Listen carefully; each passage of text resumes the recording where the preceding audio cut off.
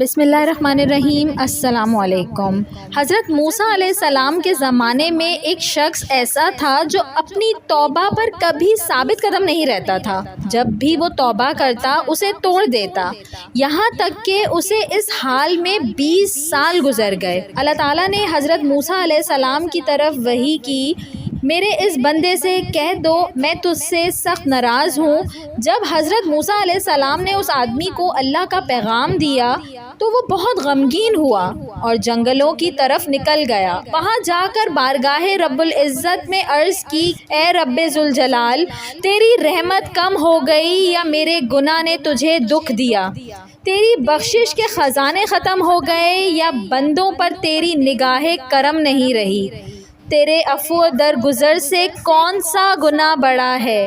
تو کریم ہے، میں بخیل ہوں، کیا میرا بخل تیرے کرم پر غالب آ گیا ہے؟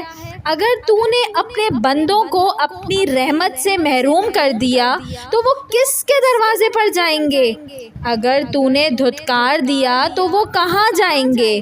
اے رب قادر و قہار، اگر تیری بخشش کم ہو گئی اور میرے لیے عذاب ہی رہ گیا ہے تو تمام گناہ گاروں کا عذاب مجھے دے دے، میں ان پر اپنی جان قربان کرتا ہوں۔ اللہ تعالیٰ نے موسیٰ علیہ السلام سے فرمایا، جاؤ اور میرے بندے سے کہہ دو کہ تو نے میرے کمال قدرت اور عفو و درگزر کی حقیقت کو سمجھ لیا ہے۔